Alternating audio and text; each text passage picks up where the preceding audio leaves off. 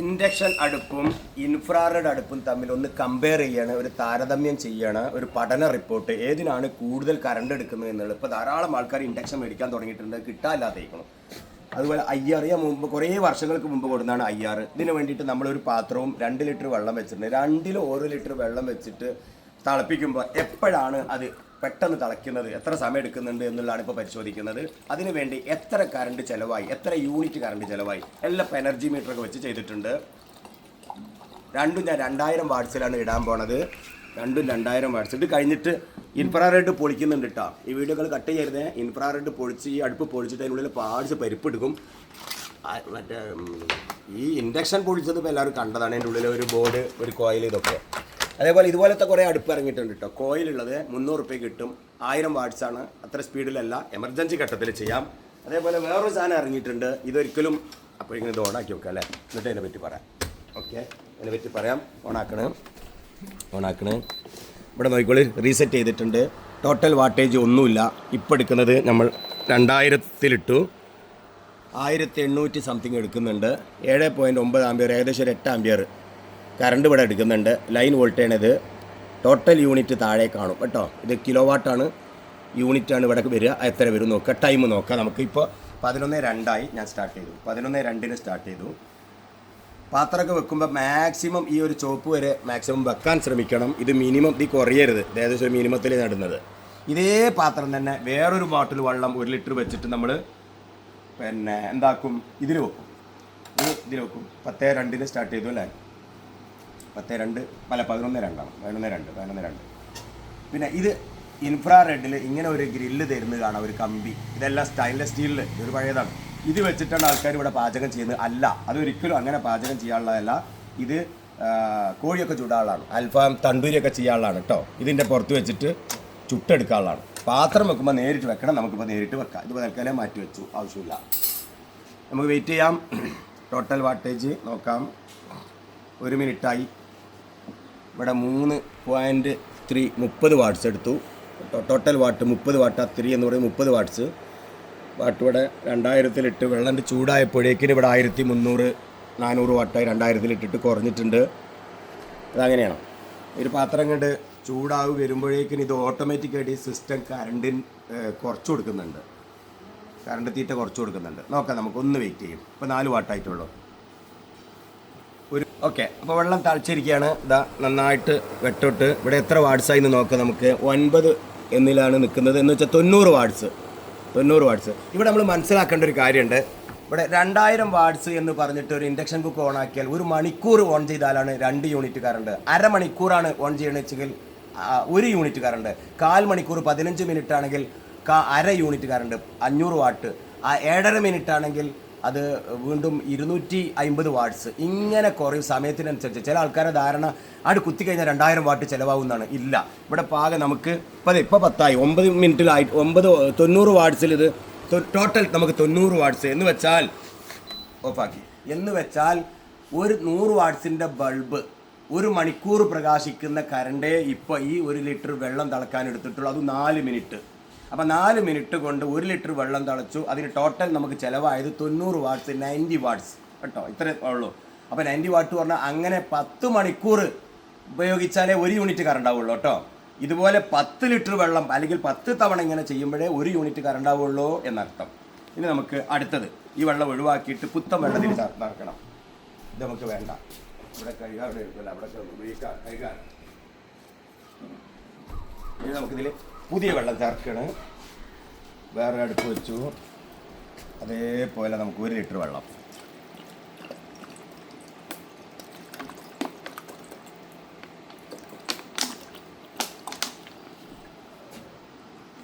Okay, വെള്ളം.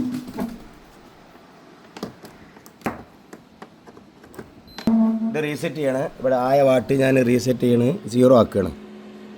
എന്താ 0 ആയിട്ടുണ്ട്. ഓണാക്കിയിട്ടില്ല. സമയം സ്റ്റാർട്ട് ചെയ്തിട്ടില്ല. ഓണാക്കിയിട്ടില്ല.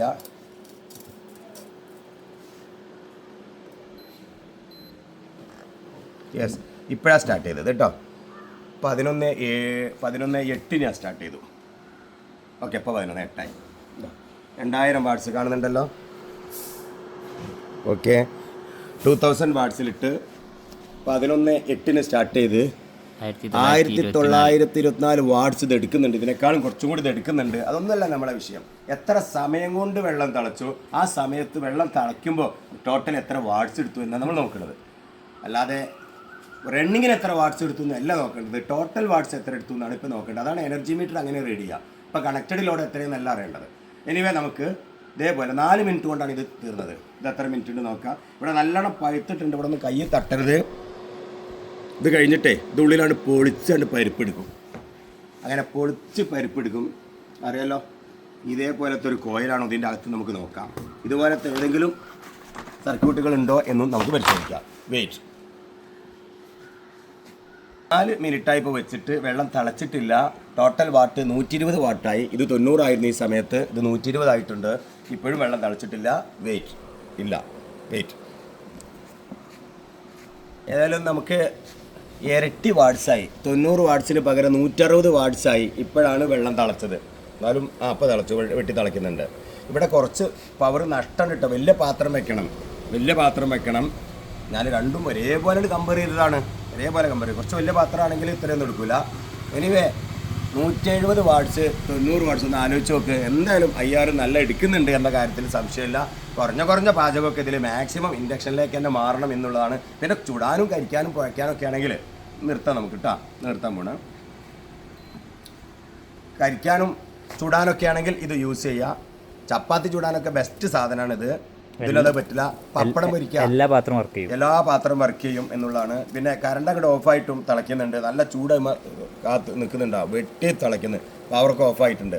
കാരണം ആ ഇൻഫ്രാറെഡ് അത്രമാത്രം ആ ഗ്ലാസ്സിൽ ചൂടായി നിൽക്കുന്നുണ്ട്. അത് ഇവിടെ അങ്ങനെ ഉണ്ടല്ലോ, ഓഫാക്കിയ ഉടനെ തന്നെ ഇവിടെ വലിയ ചൂടൊന്നും ഉണ്ടാവില്ല. ആ പാത്രത്തിൻ്റെ ചൂടേ ഉണ്ടാവും. ഇതാ കോയിൽ ചൂടുണ്ടാവും. ഇനി നമ്മളിത് ചൂടാറട്ടെ. ഇതാണ് പൊളിച്ചിട്ട് തുറന്നിട്ട് അതിനുള്ളൊന്ന് കാണേണ്ടതൊക്കെ എന്തൊക്കെയാണ് അതിൻ്റെ അകത്ത് എന്നുള്ളത്. ഈ അടുപ്പ് ഓഫാക്കിയിട്ട് 5 മിനിറ്റായി. ഇപ്പോഴും ഇതിൻ്റെ ഫാന് നിന്നിട്ടില്ല.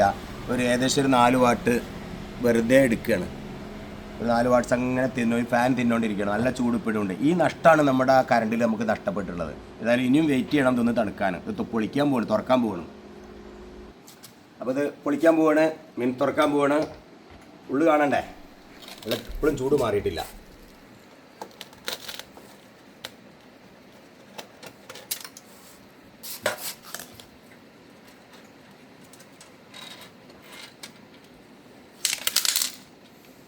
വാവ്, അങ്ങോട്ടല്ല ഇങ്ങോട്ടാണ് എടുക്കേണ്ടത്. നമ്മളിങ്ങനെ കമത്തി വെക്കണേ. ഇപ്പോഴും ചൂടാണ്. എല്ലാം അലഞ്ഞ് മാറിയല്ലോ. ഇതിൻ്റെ സ്വിച്ചുകളൊക്കെയാണ്, സെൻസർ സ്വിച്ചാണത്. ഓക്കെ, എന്തായാലും ഒരു സർവീസ് നടത്തുന്നത് നല്ലതാ. പൊടിയും കച്ചറയൊക്കെ ഉണ്ട്. നന്നായി ഇത് തുറന്നത് കേട്ടോ.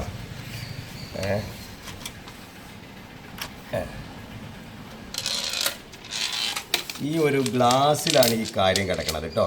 അതല്ലാതെ ഈ കോയിലിലല്ല. ഈ കോയിലിൽ അങ്ങനെ ഒരു പ്രത്യേകത ഉണ്ടെന്ന് തോന്നുന്നില്ല. എന്തെങ്കിലും പ്രത്യേകത കാണും, എന്നാലും പൂർണ്ണമായിട്ടും ഈ ഗ്ലാസ്സിലാണ്.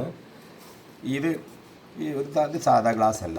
ഈ ഗ്ലാസിൻ്റെ പ്രത്യേകത ഇവിടുത്തെ ചൂടിൽ നിന്നും IR-നെ മാത്രം ഇങ്ങോട്ട് റിഫ്ലക്റ്റ് ചെയ്ത് വിടുന്നതാണ് ഈ ഒരു ഗ്ലാസ്. എന്ന് വെച്ചാൽ IR പാസ് ഫിൽട്ടറോ എന്താ പറയുക അല്ലേ, IR ത്രൂ. എനിവേ ഇതിനകത്ത് വേറൊരു കൺട്രോളറുണ്ട് കൂട്ടാനും കുറയ്ക്കാനുള്ളത്. ഇത് മാനുവലാണ്, ടച്ചല്ല. പക്ഷെ ഓൺ ഓഫ് ടച്ചാണ്. ഇവിടെയാണ് നമ്മൾ ടച്ച് ആക്കുന്നത്. ഇങ്ങനെ ടച്ച്, ആ ടച്ചിലേക്കുള്ള കണക്ഷൻ നോക്കുകയാണെങ്കിൽ ഭയങ്കര സംഭവമല്ലേ.